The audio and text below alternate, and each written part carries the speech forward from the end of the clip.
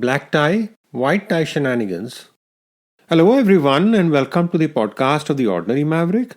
This is Ajay, your host, an ordinary maverick, sharing real life thoughts and experiences and maverick tips. If you haven't hit the subscribe button yet, please do so, and you will not miss another episode. Fellow Mavericks, we have hit the 6 months mark for 2023.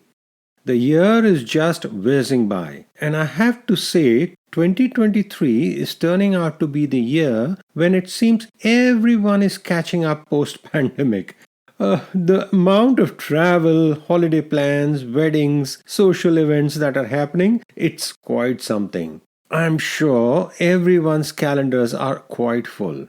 Well, 2020 and 2021 both had the pandemic challenge, and then in 2022 there was cautiousness. Should we or shouldn't we? Shall we plan a big holiday or travel? Or just wait and see what happens?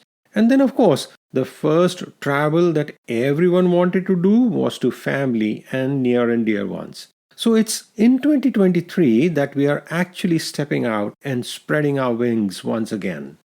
Well, what can I say? We are halfway through this year and I've already been to 4 continents and some of them more than once. Well, I did say this podcast was all about experiences, right? And, shenanigans used in the context of being silly or high-spirited behavior. I like that, High spirits is key to living a life. And I mean living in bold. Not just living, but living. And so it is with black tie, white tie formal events. Let's not forget the fun, the high spirits as we get all caught up with the dressing and the look. Well, recently I received an invite that had a dress code. It said black tie. And that got me thinking, where did this originate?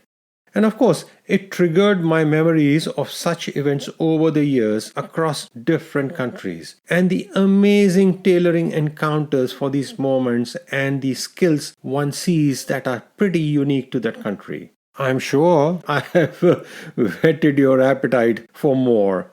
Well, let's start at the beginning. Where did this phrase come from? Well, when someone says black tie event, you immediately think of formals. And it is a semi-formal Western dress for evening events with origins in the British and American conventions in the 19th century. In British English, the dress code is often called the dinner suit or dinner jacket. And in American English, the equivalent term will be tuxedo or tux in short. It's generally a black or, midnight blue or white 2 or 3 pieces suit, has jacket lapels in satin sometimes and, worn with a dress shirt, cufflinks and a black bow tie. Sometimes you also have an evening waistcoat or a cummerbund. And then for women, it's an evening gown or any other fashionable dress. I did some research and as recorded in the history, the first dinner jacket can be traced back in 1865 to the Prince of Wales and later King Edward VII. And then slowly variations to this came about, like the lounge jacket and the informal smoking jacket. Yes, you heard it right, the smoking jacket. It was an informal men's style of lounge jacket that was originally intended for tobacco smoking. It came about in the 1850s and had a shawl collar, turn-up cuffs with button fastenings or a tie belt, and generally made from velvet and or silk. It was tailored in bright colors and had large buttons. It was kind of a short robe de chambre. Learning a bit of French words, and it's spelt as ROBEDECHAMBRE. These were made of beautiful soft velvet, cashmere, merino or flannel. Later, this evolved to a dinner jacket. However, the smoking jacket was meant to be worn while smoking in private and to protect clothes from ash and smoke, while also allowing men to have one more fashionable outfit in their wardrobes. Sometimes after dinner, a gentleman would wear a smoking jacket and retreat to a smoking room. This became quite popular in the 20th century and many wearers persisted.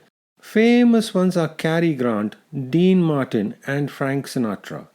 Slowly, these smoking jackets went down in popularity from the 1950s, but some people still wear it, and now there are versions of this design available in formal wear.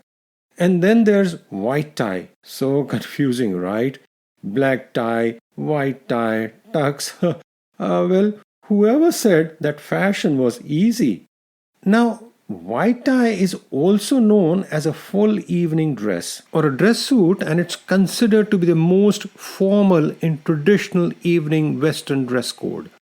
Its origins can be traced back to the end of the 18th century, and it consists of a black tailcoat worn over a white dress shirt with a starched or a peak bib, a white waistcoat, and a white bow tie worn around a standing wing collar. And then this is matched with mid or high waisted black trousers with galloon, which is essentially a braid of trim consisting of two silk stripes to conceal the outer seams of the trousers, and to complete the outfit, one wears court shoes. Slowly, the white tie ensemble became less frequent as the shorter dinner jacket or tuxedo took its place, and this then became more used as a full evening dress. And the black tie with black bow ties, waistcoats became more popular as semi-formal dresses. In the 20th century, the white tie tends to be reserved for the most formal evening occasions like state dinners and formal balls like the Vienna Opera Ball in Austria, the Nobel Prize banquet in Stockholm, and some others, as well as sometimes used in events in traditional European universities and colleges. And now about the tuxedo, or tux as it's often called. How did this name come? One may imagine that it's some fancy name, but you know what? It's from a village called Tuxedo Park in New York State. James Brown Potter brought the evening dress to this part of the world in 1886, and he was introduced to the garment by the Prince of Wales. And from then on, it's called the tuxedo, or tux in short. It's traditionally a white jacket and was paired with its own unique trousers and accessories, and the entire suit is called a tux. Quite a bit of fashion lesson there, right? Well, mavericks we may be, but who doesn't like a bit of fashion now and again? I've been privileged to be invited to some formal black tie events over the years, and each one of them carries some wonderful memories. There are black tie events at wedding celebrations too, and this takes on a whole different meaning if you are a guest and attending as a friend or a close family member, or then the groom himself. Over the years, I've attended weddings in all those categories, including my own. And in all of them, there's a black tie, a formal suit, and even a tux memory.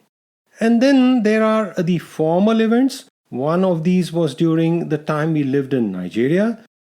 Every year, there was the US Marine Ball, a formal event, a black tie event.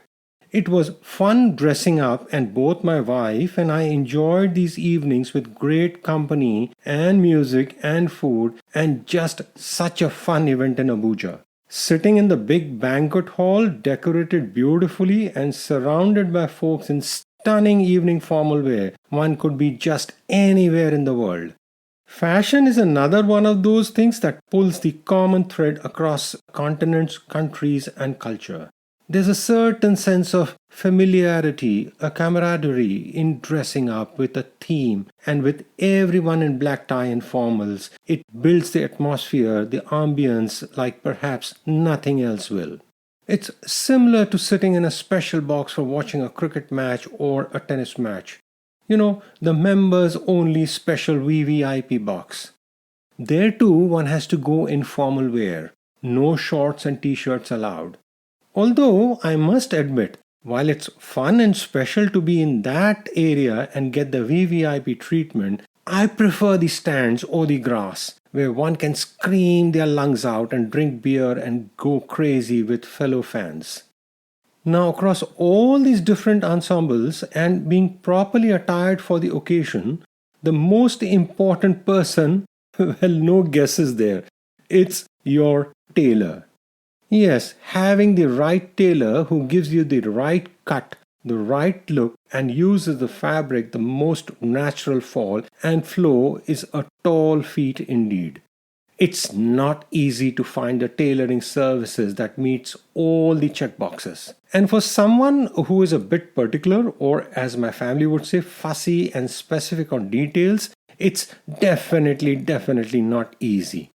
But yet again, I feel privileged and a bit humbled having the pleasure and advantage of getting my suits tailored and fitted by the most amazing, skilled set of hands in different parts of the world. One can always go and pick up these suits at a ready-made garment shop, but getting something tailored is a unique experience across countries. Starting with India, my wedding formal suit, I recall the excitement of going to one of the top tailors at the time and getting measured for the most important suit, the one I would wear for a wedding reception. The fabric was a lovely silk steel grey from Singapore, soft and just right for a nice suit. I went for several fittings until the suit sat just right, and to the day it remains one of my favorite suits. Well, being my wedding reception, one did have something to do with it too, right? And then there was the tailor in Nigeria. Just amazing skills there. And of course, the sort of royal treatment that you got. Coming home, being measured in the morning, and the suit stitched and ready and delivered to the house by evening. Quite something, right? That was Nigeria. Such a beautiful and unique country. And then there was the most recent experience in Bangladesh. Absolutely top notch stitching.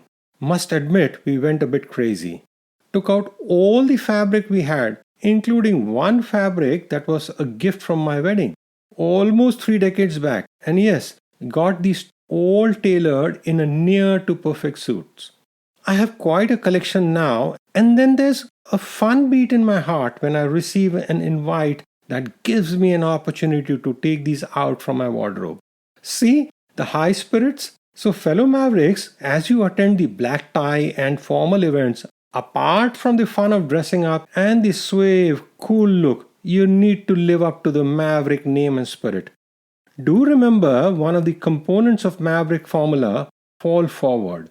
This is what we do. We embrace the experience fully and join the Maverick shenanigans. Keep up the high spirits, folks, and send in your comments and experiences of black tie events at theordinarymaverick@gmail.com and follow me on Instagram, #theordinarymaverick. I love hearing from you. This is Ajay signing off and wishing you have an amazing day and a super amazing year. Keep well, stay safe. Credits. This podcast series was put together as a team effort from the Bhardwaj family.